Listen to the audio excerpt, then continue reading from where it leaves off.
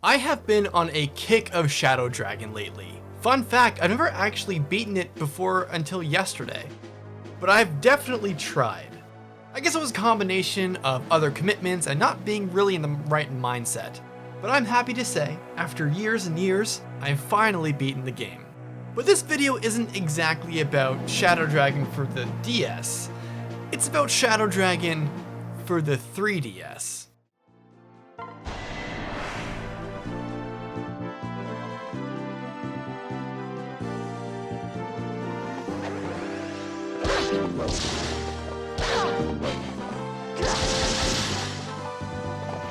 Victory is mine!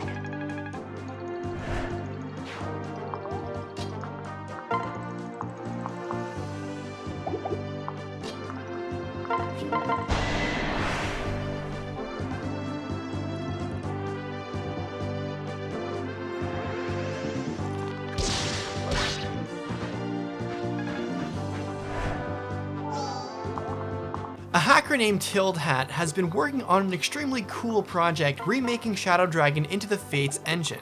This is a project that I had intended to play for the Emblem Food Drive stream, but the stream issues that forced me to shift people around and games around and that kind of thing, ultimately I ended up deciding that I would play this at a later time. I promised that I would stream it, but I figured that showcasing the project in its kind of full force here as its own video would be a fantastic way to make people more aware of it, and possibly stream it later when it's more complete. In this video, I'm going to talk about my experience with this hack with reference to the work it's based off of, in a sort of review / compilation style of video. The project currently goes up to chapter 14, but it's unfinished between chapter 11 and 14. And is apparently prone to some bugs, so for the purpose of this video, I'm just going to talk about it up till chapter 10. But yeah, like I said, a lot of it is going to be cool highlights and compilations and stuff like that. Let's open this review with some extremely aesthetically pleasing stuff. A compilation of the beloved cast members in the Fates engine.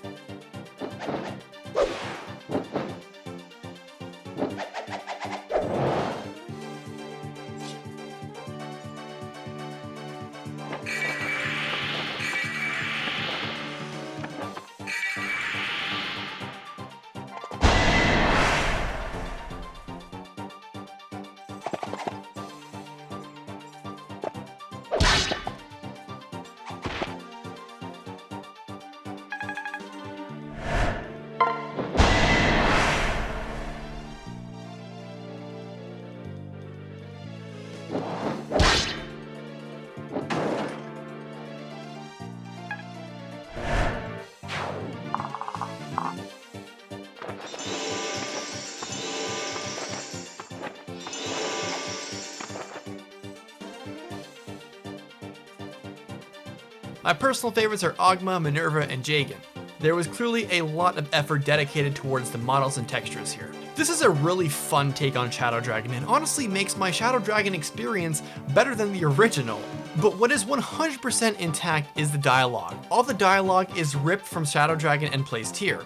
Many portraits are mixed between heroes and base Shadow Dragon, but it's clear that the busts of Shadow Dragon can only work so well with an engine that uses half bodies.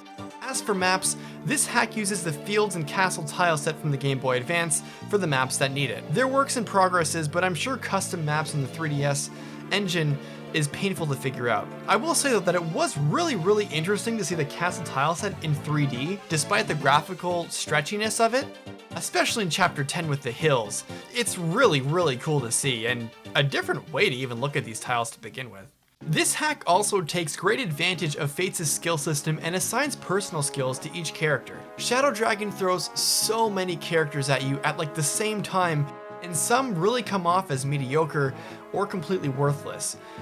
Gordon and Castor are two characters who I immediately benched. Gordon could barely do any damage and Castor seemed like just the worst version of him. But here though, Gordon has Seal Defense with a bunch of defense and strength, and Castor has Poison Strike. Their bases are also both way better this time around, and it makes them feel more worth it to use in the early game. Especially with other units, Gordon can use Seal Defense to just really make other weaker units able to kill the enemy. Bantu felt extremely bad to me, but here he has really good bases from the Dragonstone, and it actually makes him a really reliable frontliner, possibly one of the best for the early game. I definitely stuck to some of my Shadow Dragon habits using Marth, Sheeta, Kain, and Abel, and Barst, and Ogma, but I've never used Violent, Wolf, Sedgar, or like I said, Bantu. But Sedgar's cool because he sticks out immediately since he's a Dark Knight, instead of a Bow Knight, which is a nice compliment to Merrick and Wendell being infantry.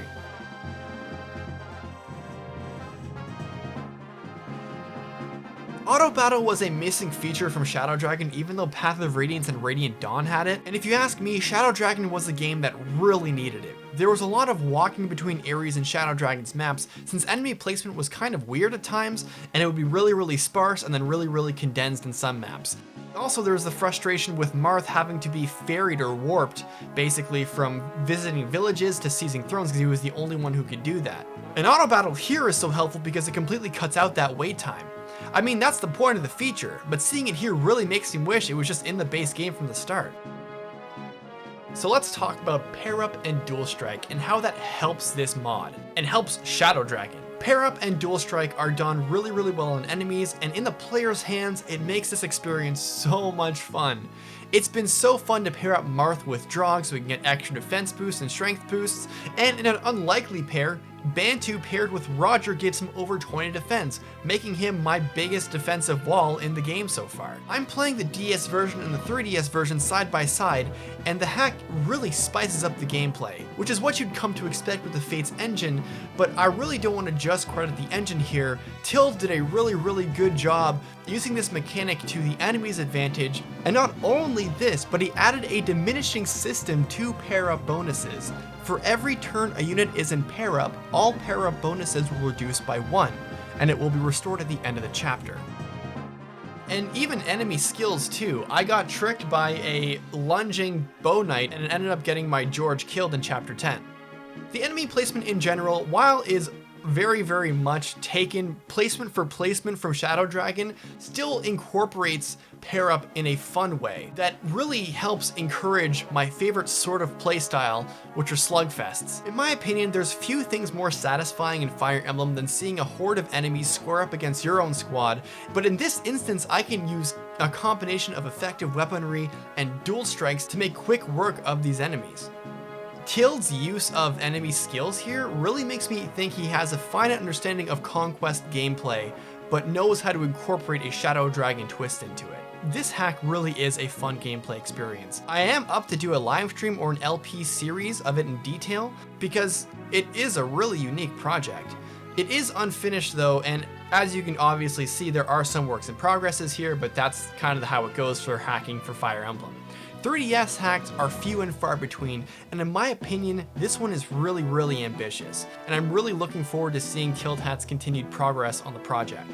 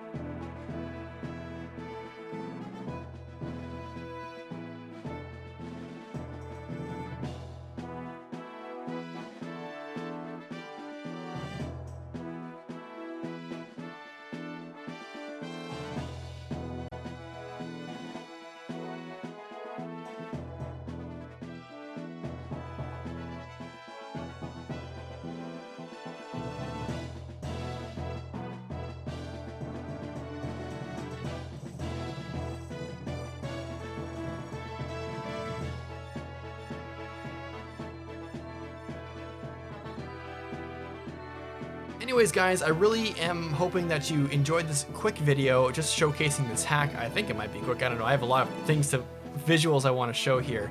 But if you like this showcase, please let me know in the comments below by leaving a like and comment.